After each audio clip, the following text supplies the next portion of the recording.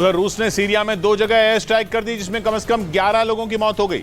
Syria में साल 2011 से जंग छिड़ी है जिसमें सीरिया का दोस्त रूस उसके विद्रोहियों से लड़ रहा है, इसलिए रूस ने उनको ठिकाने लगाने के लिए फिर हमला कर दिया।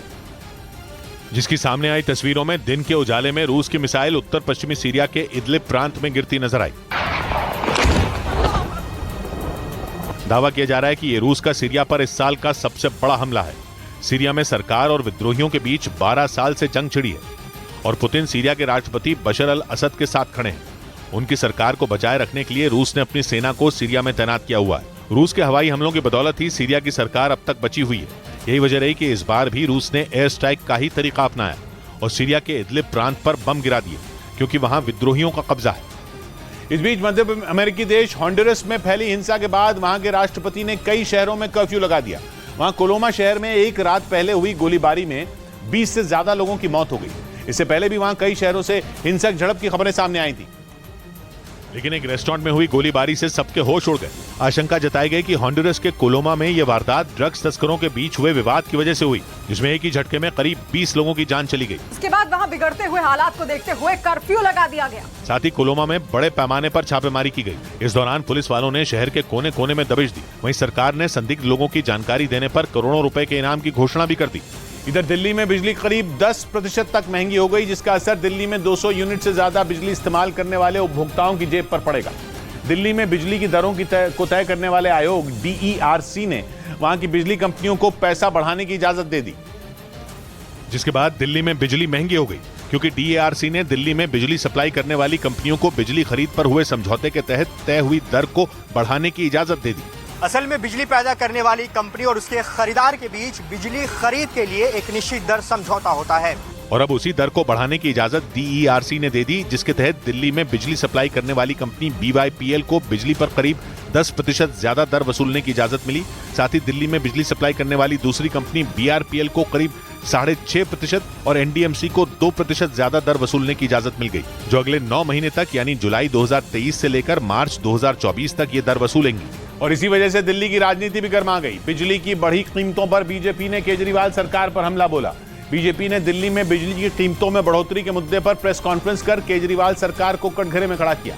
बीजेपी ने बिजली के दाम बढ़ाए जाने को गलत बताया और केजरीवाल सरकार से फैसले को वापस लेने की मांग की। बीजेपी नेता मनोज तिवारी ने चेतावनी दी कि फैसला वापस नहीं हुआ तो सड़क पर आंदोलन होगा। इस बढ़त को तुरंत वापस लीजिए, नहीं तो हम दिल्ली में इन लोगों के लड़ाई को लेकर के सड़कों पे भी जाएंगे। जबकि आम आदमी पार्टी ने बिजली की कीमतों में बढ़ोतरी के लिए केंद्र सरकार को जिम्मेदार बता दिया। आज अगर बिजली के दाम बढ़ रहे हैं वो सिर्फ और सिर्फ केंद्र सरकार की वजह से बढ़ रहे हैं। बीजेपी ने आरोप लगाया कि मुफ्त बिजली का वादा करके केजरीवाल सरकार ने दिल्ली वालों को धोखा दिया। उधर गुजरात के अहमदाबाद में खुफिया सुरंग के जरिए शराब की तस्करी का मामला सामने आया। वहां शराब माफिया ने शराब रखने के लिए बेडरूम में ही सुरंग बना डाली ताकि पुलिस को चकमा दिया जा सके। शराब की तस्करी के लिए जो सुरंग बनाई गई उसका एक वीडियो भी सामने आया जिसमें बेडरूम के अंदर लंबी सुरंग दिखाई दी। आरोपियों ने सुरंग के अंदर ही शराब छिपा कर रखी थी, लेकिन पुलिस के आगे शराब माफिया की सारी चालाकी धरी की धरी रह गई और पुलिस ने बेडरूम में बनी उस सुरंग का पता लगा लिया, जिसके बाद वहां से करीब 5 लाख रुपयों की शराब जब्त कर ली गई। इतना ही नहीं, शराब की तस्करी करने के आरोप में 4 लोगों को पुलिस ने गिरफ्तार भी कर लिया। हालांकि 8 आरोपी वहां से फरार होने में कामयाब हो गए, जिनकी पुलिस ने तलाश तेज कर दी। इस बीच उत्तर कोरिया के मीडिया के मुताबिक किम जोंग उन ने कोरियाई युद्ध की 73वीं सालगिरह पर अमेरिका से बदला लेने की कसम खाई। इस ऐतिहासिक मौके पर राजधानी प्योंगयांग में बड़े पैमाने पर रैलियां आयोजित की गईं, जिनमें 1,20,000 से ज्यादा लोगों ने हिस्सा लिया। उत्तर कोरिया के मीडिया ने इन रैलियों की कई तस्वीरें भी जारी की, जिनमें लोग हाथों में अमेरिका विरोधी तख्तियां पकड़े नजर आए। उन तख्तियों पर लिखे संदेश में अमेरिका को शांति के लिए खतरा बताया गया। साथ ही ये चेतावनी भी दी गई कि अमेरिका को उत्तर कोरिया के खिलाफ कोई भी एक्शन लेने से पहले ये याद रखना चाहिए कि उसका कोई भी इलाका उत्तर कोरियाई मिसाइलों की रेंज से बाहर नहीं है। उत्तर कोरिया ने अमेरिका पर दक्षिण कोरिया के साथ मिलकर कोरियाई प्रायद्वीप में युद्ध भड़काने की कोशिश का आरोप लगाया। इधर उत्तर प्रदेश के वाराणसी से दिल दहला देने वाला एक मामला सामने आया। आरोप है कि वहां बनारस हिंदू यूनिवर्सिटी में पढ़ने वाली एक छात्रा ने अपने एक पुराने दोस्त की हत्या कर दी।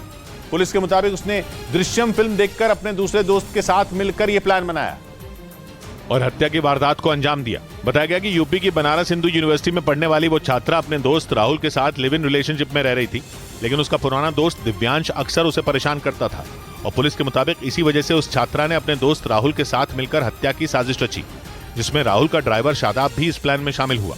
जिन्होंने इकबाल किया है कि हम तीनों ने योजनाबद्ध तरीके से देवांश की हत्या करके, जिसके आरोप में पुलिस ने उस छात्रा और उसके दोस्त राहुल समेत ड्राइवर शादाब को गिरफ्तार कर लिया। बताया गया कि दृश्यम फिल्म देखकर तीनों आरोपियों ने इस हत्या का प्लान बनाया था। उधर बिहार के भोजपुर से हैरान कर देने वाला एक मामला सामने आया। आरोप लगा कि वहां टोल मांगने पर एक कार में सवार कुछ लोगों ने टोल प्लाजा के एक कर्मचारी पर गोली चला दी, जिसका एक वीडियो भी सामने आया, जिसमें कुछ लोग टोल प्लाजा के एक कर्मचारी के साथ धक्का मुक्की और मारपीट करते नजर आए। इसी दौरान एक हमलावर ने पिस्तौल निकालकर गोलियां चला दी। हालांकि गनीमत यह रही कि गोली किसी को लगी नहीं, लेकिन फायरिंग की इस घटना से वहां सनसनी फैल गई, जिसका फायदा उठाकर कार सवार हमलावर वहां से भाग निकले। बाद में टोल प्लाजा कर्मी ने इस मामले की शिकायत पुलिस को दी, जिसके बाद पुलिस आरोपियों की तलाश में जुट गई। इस बीच म्यांमार के यांगोन में international anti drugs trafficking day के मौके पर नशे के खिलाफ बड़ी कार्रवाई की गई। वहां 44 करोड़ डॉलर यानी 3.5 करोड़ रुपए के ड्रग्स जलाकर नष्ट कर दिए गए। बताया गया कि भारी मात्रा में नशे की खेप को जब्त किया गया था, जिन्हें आग के हवाले कर दिया गया। जिसके बाद म्यांमार के यांगोन में सड़क पर आग की धधकती लपटें उठती नजर आईं और कुछ ही मिनटों में करोड़ों के ड्रग्स जलकर राख हो गए। International anti drugs trafficking day के मौके पर नशीली दवाओं के इस्तेमाल और उनकी तस्करी के खिलाफ अभियान चलाया गया। बताया गया कि इस अभियान के तहत 44.5 करोड़ डॉलर यानी भारतीय रुपयों में करीब 3.5 करोड़ के ड्रग्स जब्त किए गए थे, जिन्हें आग के हवाले कर दिया गया। वहीं पिछले साल international anti drugs trafficking day पर करीब 1.5 करोड़ रुपए के ड्रग्स जलाकर नष्ट किए गए थे। इधर यूपी पुलिस ने ग्रेटर नोएडा की एक हाउसिंग सोसाइटी में मारपीट के आरोपी बाउंसर को गिरफ्तार कर लिया। पुलिस के मुताबिक सोसाइटी में रहने वाले अर्नब नाम के आदमी ने 5 गार्ड और एक बाउंसर के खिलाफ मारपीट की शिकायत दर्ज कराई थी।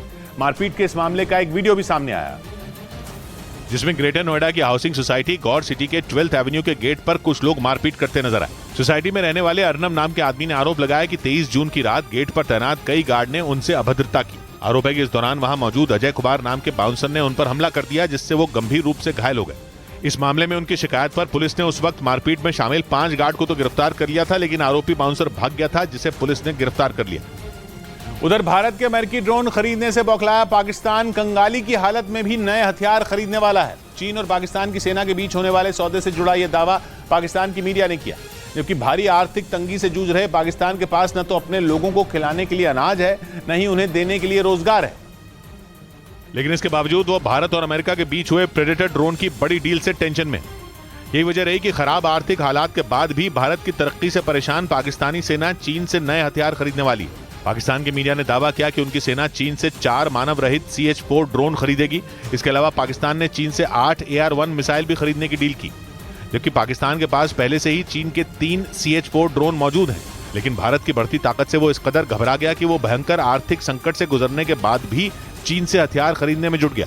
इधर सूत्रों ने बताया कि कांग्रेस पंजाब और दिल्ली में आम आदमी पार्टी से गठबंधन नहीं करने का फैसला कर सकती है। खबर है कि यह फैसला राहुल गांधी ने लिया है और दोनों राज्यों में आम आदमी पार्टी से कांग्रेस के गठबंधन की संभावना को खारिज कर दिया।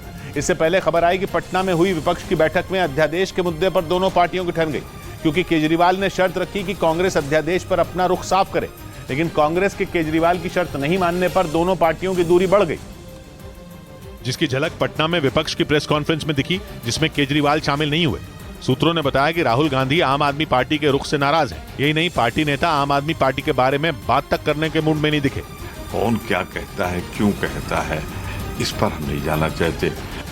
खबर है कि कांग्रेस ने पंजाब और दिल्ली में आम आदमी पार्टी से गठबंधन नहीं करने का फैसला किया और अकेले ही लड़ने की तैयारी शुरू कर दी।